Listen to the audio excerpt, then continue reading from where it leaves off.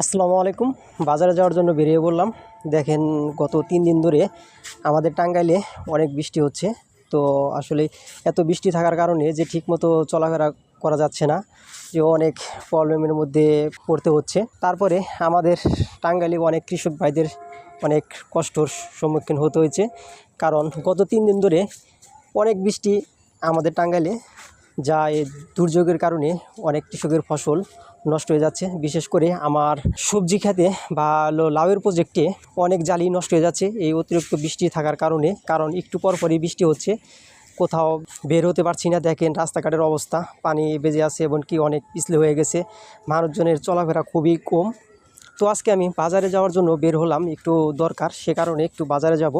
তো ভাবলাম যে আমার যাওয়ার পথে একটা আপনাদের মাঝে একটা ভিডিও দিই। তো আসলে এই দুর্যোগের কারণে অনেক কৃষকদেরই কিন্তু অনেক সমস্যা করতে হচ্ছে, কারণ অনেক ফসল অনেক কৃষকই নষ্ট হয়ে যাচ্ছে। তো দেখেন আমি একটু আমার বাড়ির সামনে আমাদের নদী, তো এটা আমরা বসে বলে থাকি বা এনজি বলে থাকি, এই নদীটা আপনাদের একটু দেখালাম। দেখেন রাস্তাঘাটের কি অবস্থা, এখন পর্যন্ত কিন্তু হালকা হালকা বৃষ্টি হচ্ছে, কারণ এটা 3 দিন ধরে এরকম বৃষ্টি হচ্ছে আমাদের এলাকা বা সারা টাঙ্গাইলে এরকম বৃষ্টি। দেখেন রাস্তাঘাটের অবস্থা, এখনো আমাদের এখানে কাঁচা রাস্তা, তো কাঁচা রাস্তা না থাকলে যে বৃষ্টি হলে অনেক সমস্যায় হারা যায় না। তো এই সময় কোনো কাজ থাকলে অনেকটা সমস্যায় পড়তে হয় অনেক লোকই। দেখেন কোনো মানুষজন সবাই বের হতে পারছে না, কারণ বৃষ্টির কারণে সবাই ঘরে বসা। আমি নিজেই 3 দিন ধরে ঘরে বসা, হঠাৎ হঠাৎ একটু বৃষ্টি থাকলে সবাই বের হতে হয়। তো আজকে আমার বাজারে খুব একটা দরকার, তো সেটা আমি বের হয়েছি। দেখেন রাস্তাঘাটের অবস্থা খুব বাজে অবস্থা, ঠিক মতো যাওয়া যাচ্ছে না। তো আমাদের আরেকটু রাস্তা গেলেই পাকা রাস্তা পড়বে, তো পাকা রাস্তা পরেই কিন্তু বাজারে যাওয়া খুব একটা সুবিধা হয়ে যাবে। তো দেখতে পাচ্ছেন এই বৃষ্টির মধ্যে পোলাপানের স্কুলে যেতে কতটা অসুবিধা হচ্ছে। তো আপনারা দেখতে পাচ্ছেন এই রাস্তাঘাট দেখে কি অবস্থা খারাপ। তো তারপরে সে কারণে, কারণ স্কুলে পোলাপানের পরীক্ষা হচ্ছে, সে কারণে স্কুলে যেতে হবে। তো আমরা কিন্তু চলে আসছি, পাকা রাস্তায় চলে আসছি। তো এখন কিন্তু যাওয়াটা খুব একটা কঠিন হবে না, আমরা যেতে পারবো। তো আমাদের প্রায় বাজারের কাছাকাছি চলে আসছি। দেখেন বৃষ্টি হালকা বৃষ্টি হয়ে কিন্তু প্রত্যেকটা ক্ষেতে কিন্তু পানি লেগে গেছে এখন পর্যন্ত। কিন্তু আসলেই ধানের মৌসুম আসে নাই, কারণ ধান আরও পরেই করবে, কারণ বন্যা হতে পারে।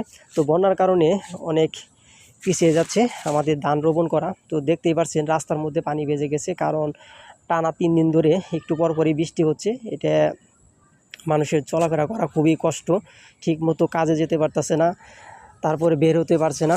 তো আমি একটু বাজারে যাব। দেখেন বাজারেও কিন্তু খুব একটা মানুষ নেই, কারণ মানুষের দোকানপাট, আসলে বৃষ্টি এত দুর্যোগ থাকার কারণে সবারই সমস্যা, যা দোকানদার, তারপরে কৃষক, চাকরিজীবী, সবারই সমস্যা। দেখেন এই বৃষ্টির কারণে গরুর খাবারের জন্য ঘাস কেটে নিয়ে যাচ্ছে। দেখেন আমাদের হাতিয়া বাজারে কী অবস্থা, অনেক বৃষ্টি হওয়ার কারণে কিন্তু পানি বেজে গেছে।